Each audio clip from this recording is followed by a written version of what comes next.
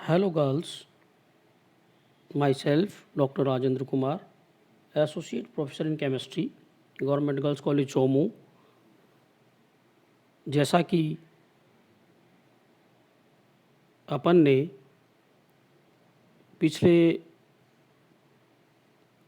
कुछ दिनों से HSAB सिद्धांत के बारे में अध्ययन किया है, आज हम उस लेसन के अंतिम पड़ाव पर हैं। HSAB सिद्धांत की सीमाएं क्या हैं, उसकी लिमिटेशंस क्या हैं। तो HSAB सिद्धांत के आधार पर हम कई रासायनिक अभिक्रियाओं एवं उनके पदार्थों की प्रकृति की व्याख्या कर सकते हैं, लेकिन उसके उपरांत भी इस सिद्धांत के आधार पर हम कुछ बिंदुओं की व्याख्या नहीं कर सकते हैं। तो उसकी जो मेन लिमिटेशंस हैं वो निम्न प्रकार से हैं। नंबर 1, यह किसी भी मापन का कोई मात्रात्मक पैमाना उपलब्ध नहीं करवाता है। HSAB सिद्धांत किसी भी मापन का कोई मात्रात्मक पैमाना स्केल उपलब्ध नहीं कराता है। नंबर 2, किसी भी प्रक्रम को समझाने के लिए यौगिकों को अम्ल व क्षार इकाइयों में बांटना आवश्यक होता है। यह तभी संभव है जब अभिक्रिया हमें ज्ञात हो।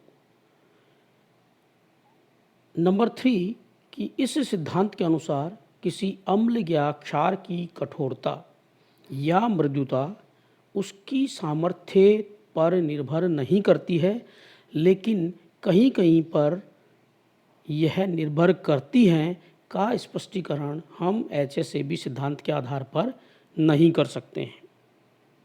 अंतिम लिमिटेशन है इसकी कि मेथिल धनायन एक मृदु अम्ल है, जबकि H- एक मृदु क्षार है। अतः ये जो अभिक्रिया है CH3+ आयन व H2 गैस के मध्य, और इनके आधार पर ये आपका CH4 बनता है प्लस H+ आयन निकल जाता है। अभिक्रिया संपन्न होनी चाहिए क्योंकि सॉफ्ट के बीच में, लेकिन वास्तव में ये अभिक्रिया संपन्न नहीं होती है।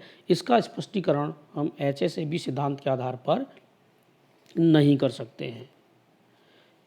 तो फाइनली इस लेसन से कुछ आपके लिए सवाल हैं जिनके उत्तर आपको सॉल्व करने हैं।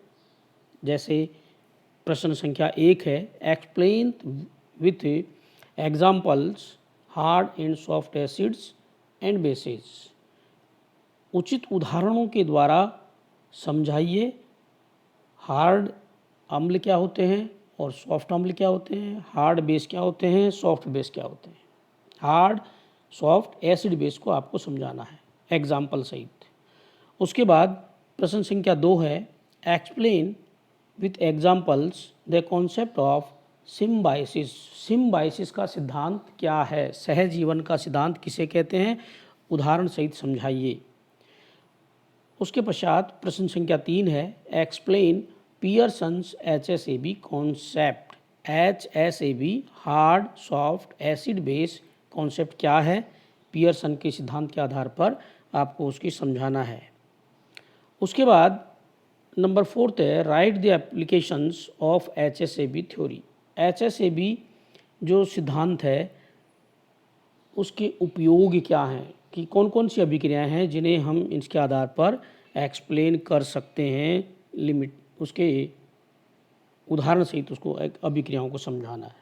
और अंतिम इसमें है कि एक्सप्लेन दी क्वेश्चन संख्या 5, प्रश्न संख्या 5, explain the reaction lithium iodide plus caesium fluoride converted into lithium fluoride व caesium iodide on the basis of HSAB concept.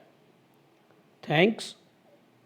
अब हम इसके पश्चात नेक्स्ट लेसन के अंदर लेसन नंबर 2 का अध्ययन करेंगे, प्रारंभ करेंगे। थैंक्स।